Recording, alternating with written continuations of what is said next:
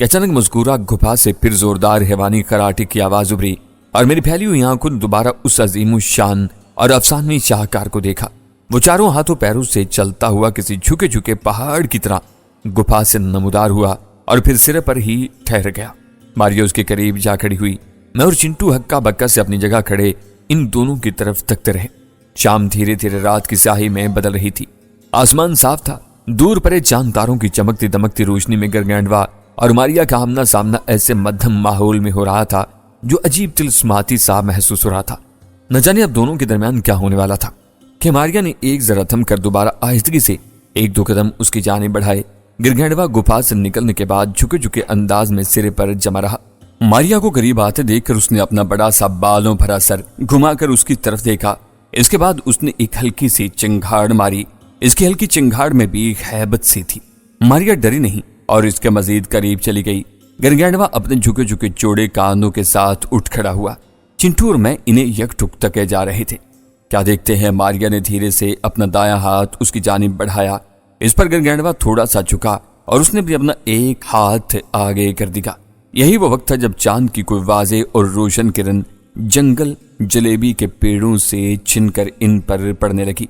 मारिया होले होले गिरगैंडवा के बालों से ढके हाथ को अपने नरमो गुदाज हाथों से सहलाने लगी। गिरगैंडवा के हल्क से होले होले खराटे बरामद हुए। फिर उसी चांदनी का अजीब मंजर देखा गया। मारिया ने अपना चेहरा गिरगैंडवा के झुके हुए चेहरे के साथ लगा दिया और होले होले गिरगैंडवा के स्याह बदहेत चेहरे के साथ रगड़ने लगी। गिरगैंडवा भी अपने उबरवा मोटे मोटे चौड़े होंठों को उसके गुदाज चेहरे से मस करने लगा। एक खौफनाक और बदहेत हैवान, दूसरी एक नरमो नाजुक खूबसूरत सुनहरे बालों वाली जवान लड़की, दोनों के चेहरे बज़ाहिर बदसूरती और खूबसूरती के इम्तजाज में अजीब ही मंजर पेश कर रहे थे। एक दरिंदे और एक इंसान की मोहब्बत, प्यार और जज्बात का बड़ा पुरफरेब सा नजारा था।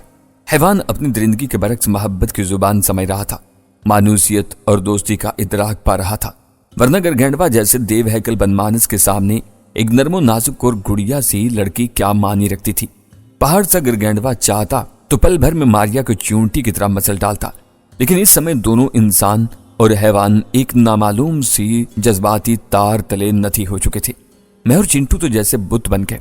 फिर यूं हुआ कि गिरगैंडवा ने होल से खराटा लिया और अपना एक हाथ मारिया के गिर्द लपेटा तो मारिया जरा उछलकर उसके बालों भरे स्याह मजबूत बाजू पर यूं टिक कर बैठ गई जैसे वो कोई दरख्त की शाख हो। वो उसे लिए उठ खड़ा हुआ।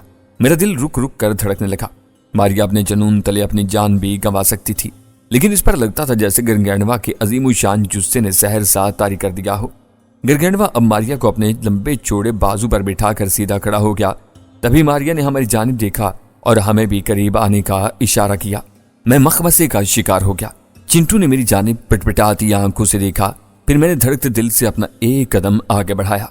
चिंटू मेरे साथ चिपका हुआ आगे बढ़ा। हम चंद कदम चलते गिरगैंडवा के करीब आ गए। अब पता नहीं गिरगैंडवा को बोना चिंटू नजर आया कि नहीं। अलबत्ता मुझे देखते गिरगैंडवा ने एक तेज सा खराटा लिया, यूं जैसे अपनी किसी अजनबियत या बरहमी का इजहार किया हो। लेकिन मारिया ने उससे सहलाया और अपने हाथ से मेरी जानिब और फिर अपनी जानिब इशारा किया। गिरगैंडवा नॉर्मल हो गया। इसके बाद मारिया इसकी गोद से उतरी और फिर उसे साथ चलने के लिए खींचने की कोशिश की। गिरगैंडवा जैसे बारीक डोर से उसके साथ खिंचा चलाया। वो उसे पिंजरे वाले ट्रक तक ले आई। मुझे मारिया ने एक मखसूस इशारा किया।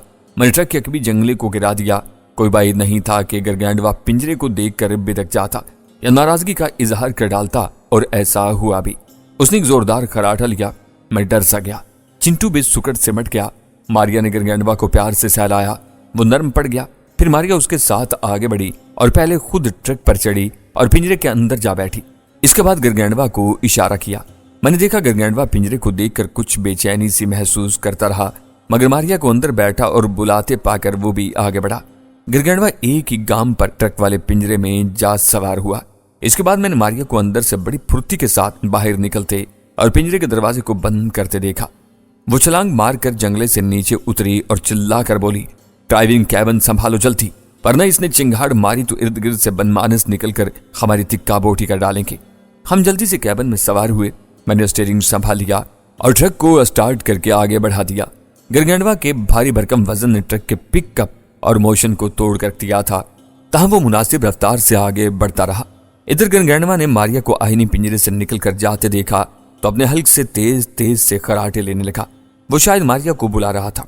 मारिया उसे जुल दे चुकी थी, मोहब्बत में उसे धोखा दे गई थी। इस बारे में चिंटू और मेरा यही ख्याल था कि मारिया का ये इकदाम दुरुस्त नहीं, लेकिन मारिया के चेहरे पर तमानियत भरी मुस्कुराहट थी। वो हमारे साथ ही बैठी थी। मादाम, गिरगैंडवा अब दोबारा तुम पर भरोसा नहीं करेगा, बिलाखिर चिंटू बोला। बल्कि अब वो पहले से ज्यादा गजबनाक हो जाएगा और काबू में भी नहीं आएगा। मारिया, तुम तो अब मनाने के लिए उसके करीब भी नहीं जा सकोगी। मैंने भी कहा, ये तुम दोनों क्या उलफोल बके जा रहे हो? मारिया ने चिढ़कर कहा, ड्राइविंग करते रहो। हमारा कॉटेज की जानिब सफर जारी रहा, लेकिन अभी हमने बमुश्किल थोड़ा ही फासला तय किया होगा कि गिरगैंडवा ने चिंगाड़ना शुरू कर दिया और हमारा ट्रक जोर जोर से हिलने लगा। यकीनन वो वहशी बनमानस पिंजरे को टकरे मार रहा होगा या फिर हिला रहा होगा। मैं ट्रक रोक रहा हूं वरना ये उलट जाएगा, कहते हुए मैंने ट्रक की रफ्तार आहिस्ता कर दी। इसके बाद रोक दिया। मारिया फौरन दरवाजा खोलकर नीचे उतर गई और मुझसे बोली, ट्रक चलाओ, मैं गिरगैंडवा को संभालती हूँ। मगर मैंने कुछ कहना चाहा, लेकिन मारिया अकबी जंगले की जानिब बढ़ चुकी थी। मैंने बैक व्यू मिरर में देखा, वो जंगले में छलांग लगाकर सवार हो चुकी थी। ट्रक अब भी हिल रहा था, लेकिन जैसे मारिया जंगले में सवार हुई, गिरगैंडवा सुकून में आ गया। मैंने ट्रक दोबारा आगे बढ़ा दिया। अब खैरियत रही, हम आराम से अब कॉटेज तक जा पहुंचे। मैं ट्रक का इंजन बंद करके नीचे उतर आया।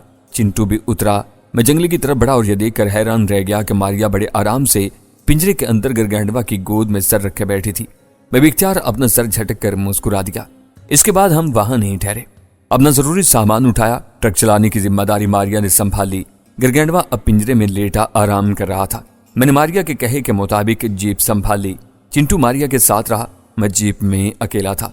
बाद में चिंटू ही ने मुझे बताया था कि मादाम ने गिरगैंडवा को नींद का इंजेक्शन लगा दिया है, जो हर वक्त उसके पास मौजूद होता है।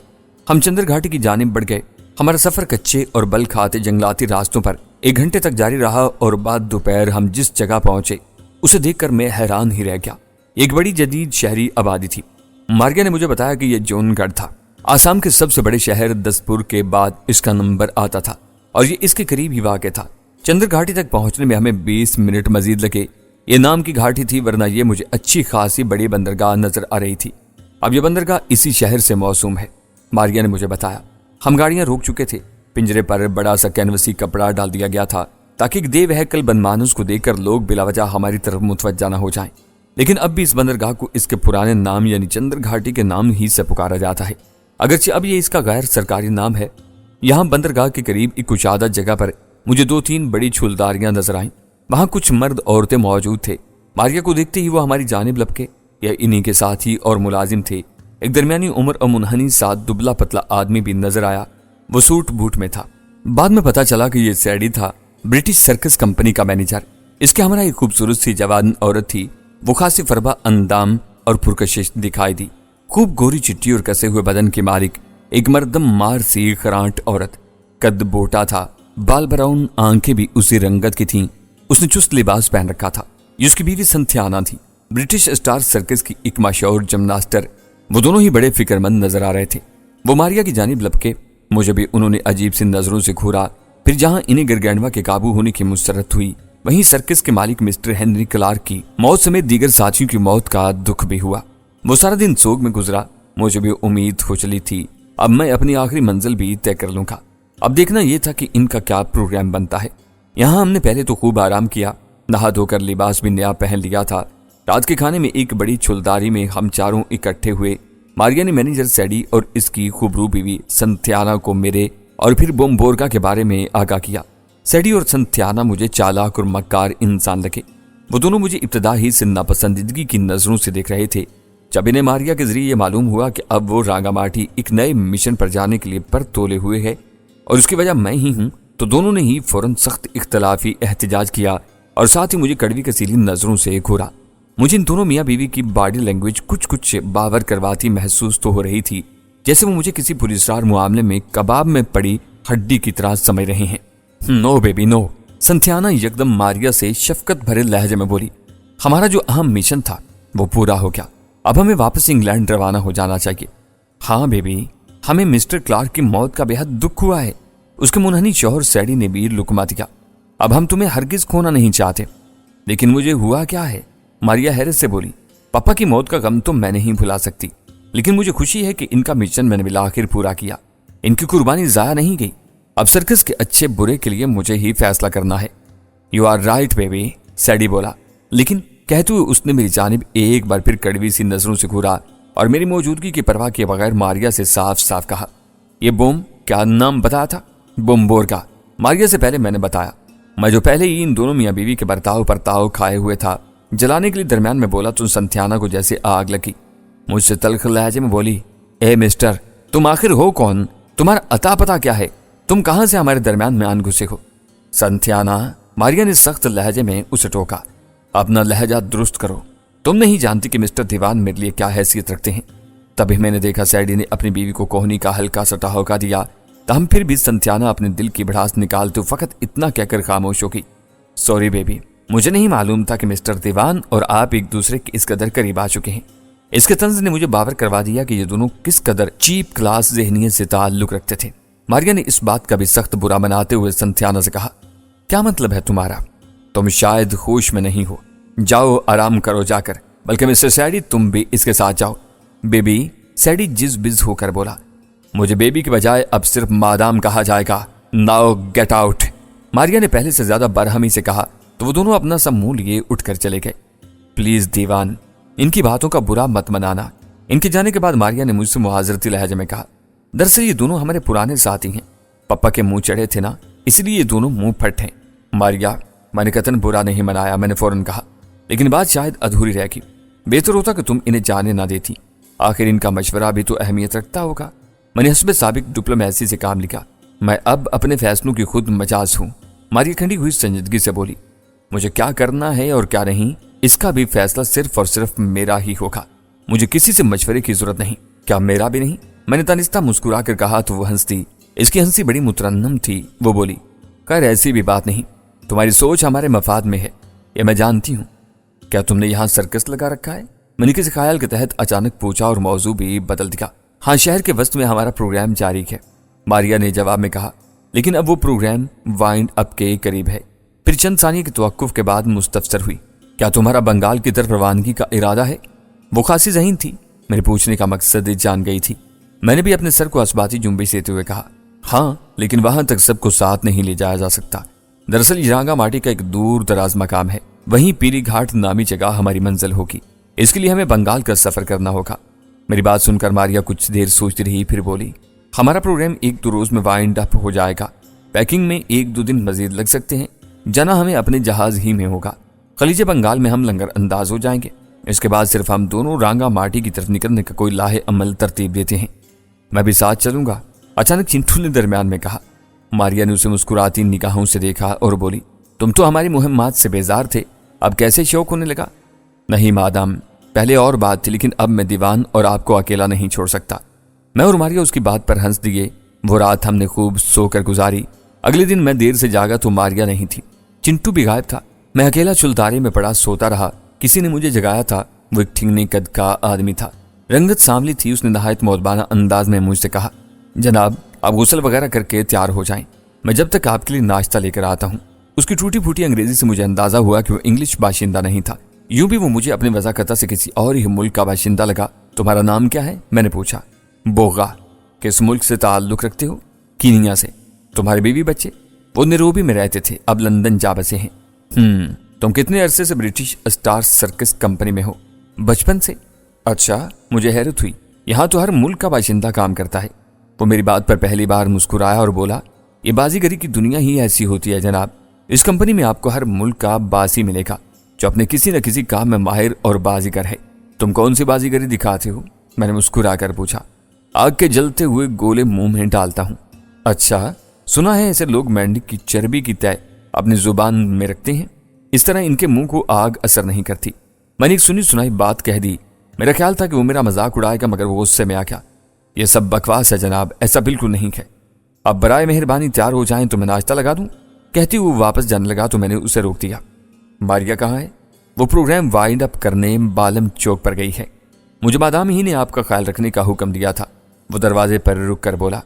और वो बोना चिंटू किधर गया? वो भी मादाम के साथ गया है। अब मैं जाऊं? बोगा खंडी हुई संजीदगी से बोला। वो शायद मेरी बेपर की बात पर अभी तक नाराज सा था। मैंने उसे जाने का इशारा कर दिया। मैं नहा धोकर जब बाहर निकला तो मेरे नतनों से खाने की महक टकराई, गर्मा गर्म काफी और चाय की महक, लेकिन इसके साथ किसी के जवान राना बदन की निखत भी महसूस हुई। देखा तो वो सामने ही खड़ी मुस्कुरा रही थी। वो कोई जापानी गुड़िया थी, खूब गोरी चिट्टी और खूबसूरत सी बूटे कद वाली। इसकी उम्र का अंदाजा मुझे 19-20 ही हुआ। उसने सफेद शर्ट, ब्लैक चुस्त ट्राउजर और स्पोर्ट शूज पहन रखे थे। बालों को सलीके से रिबन किया हुआ था, खासी स्मार्ट भी थी। इसने बारीक सी मुतरन्नम आवाज में कदरे झुककर मुझे सलाम पेश किया और मेज की जानिब इशारा कर दिया जहां उसने नाश्ते के बर्तन लगा रखे थे। मैं भी जवाब में मुस्कुराता हुआ मेज की जानिब बढ़ गया। क्या नाम है तुम्हारा? तोकी पामा। तुम सर्कस में कौन से शोबदे दिखाती हो? मेज पर नाश्ते का जायजा लेते हुए मैंने उससे दरियाफ्त किया। मैं जिम्नास्टिक में मैडम मारिया को असिस्ट करती हूँ, इसने जवाब दिया। वो जापानी लहजे में साफ अंग्रेजी बोल रही थी और उसका लहजा भी पढ़े लिखों जैसा था। गुड, मैंने कहा। नाश्ते में पनीर, मक्खन, दूध, जूस, ब्रेड, बॉयल अंडे और आमलेट भी था। बिलाशुबा नाश्ता पुरतकल्लुफ था। कॉफी और चाय के 2 अलग फ्लास्क थे। जब चंद लम्हों की खामोशी के बाद मैंने देखा कि तोकी इधर ही मौजूद है तो मैंने कहा, मिस तोकी, तुम भी मेरे साथ नाश्ता करो। इसके नरम लबों पर मुस्कान मचली। मैं फिर बोला, प्लीज मिस तोकी, ये मेरी ख्वाहिश है, मुझे अकेले खाना पीना अच्छा नहीं लगता। इसने मेरी दावत कबूल कर ली और मेरे सामने बैठ गई। हमें इधर उधर की बातें करने लगे। वो बहुत नफीस लड़की थी, गैर शादीशुदा थी। हल्की फुल्की बातों से उसके बारे में यही मालूम हो सका कि उसके माँ बाप इसी कंपनी में काम करते थे। माँ जब मास्टर थी और उसी ने मारिया को यह बाजीगरी सिखाई थी। बाप रिंग मास्टर था। बदकिस्मती से बाप चंद साल पहले फेफड़ों के कैंसर से इंतकाल कर गया था, जबकि माँ भी इस बेचारी को हाल ही में दागे मफारकत दी गई थी। इसकी मौत अंदोनाक हुई थी। वह हजारों फुट की बुलंदी पर करतब दिखाते हुए एक हादसे का शिकार हो गई थी। नाश्ते की इख्तिताम पर जब हम चाय पीने लगे तो मैंने पूछा, मिस्टर सैडी और इसकी बीवी संथियाना भी मादाम मारिया के साथ गए हुए हैं या वो दोनों इधर ही हैं? मैंने फौरन भांप लिया। इनके जिक्र पर तोकी पामा के सेब के काशों जैसे गालों पर तल्ख सी रमक उभरी, लेकिन फौरन ही वो नॉर्मल होकर बोली, जी हाँ। इसका जवाब मुख्तसर था। फिर उसने बात बदल दी। मैं कुछ और भी पूछना चाहता था मगर चुप हो गया। जरा देर बाद वो बर्तन समेट कर जाने लगी तो मैंने उसका शुक्रिया अदा किया। वो बड़ी प्यारी मुस्कुराहट के साथ होले से झुकी और चली गई। जापानियों का ये मखसूस अंदाज था कि वो बात बात पर झुककर सलाम पेश करते थे या शुक्रिया कहते। बोका मुझे मेरे नए कपड़े दे गया था। गुस्ल के बाद मैंने वही पहने, बैगी स्पोर्ट शर्ट और काउबॉय स्टाइल की डबल पॉकेट ब्राउन चुस्त पैंट, चौड़ा लेदर का बेल्ट जिसका गोल्डन बक्कल बुल की शक्ल का था, स्याह बूट थे। ये लिबास मेरे कसरती और दराज जिस्म पर खूब जच रहा था। मैंने अपने घने और कदरे घुंघराले बालों में तेल लगाया और इन्हें सलीके से कंगा करके साइड में मांग निकाली और अभी चुलदारी से निकल नहीं वाला था कि एक बरहम सी मर्दाना आवाज पर चौंक पड़ा। बाहर निकला तो देखा मैनेजर सैडी इस गुड़िया सी खूबसूरत जापानी लड़की तोकी से गुस्से में कुछ कह रहा था। तोकी बेचारी सहम गई थी। यही नहीं, सैडी ने उसे थप्पड़ रसीद कर डाला। मेरे नाश्ते के समेटे हुए बर्तन उसके हाथ से नीचे जा गिरे। तोकी एहसास जिल्लत तले रो पड़ी। इर्द गिर्द दीगर मुलाजिम ये तमाशा देखने लगे। किसी को जुर्रत नहीं हुई कि वो मैनेजर सैडी को कुछ कहता। मतैश में आ गया और आगे बढ़कर मैंने एक जोरदार घूंसा सैडी की ठोड़ी पर रसीद कर दिया। वही से कराह अमेज चीख निकालकर जमीन पर जा गिरा। मुलाजिम तब भी हैरत से तमाशा देखते रहे। तोकी हैरानों परेशान रह गई। ये रास्कल, तुम्हारी ये जुर्रत! कहते हुए सैडी गुस्से से बिफरता हुआ उठ खड़ा हुआ और अपनी जेब से उसने पंच क्लिप निकाल कर खाक पर चढ़ा लिया। मुझे यूं उस अंदाज में कोई छटा हुआ बदमाश ही लगा। फिर जैसे ही वो फुलादी कांटेदार क्लिप वाला मुक्का ताने मेरी जाने पड़ा, मैंने अपनी जगह खड़े खड़े उसके सीने पर लात रसीद कर दी। वो सीधा तोकी के कदमों में जा गिरा।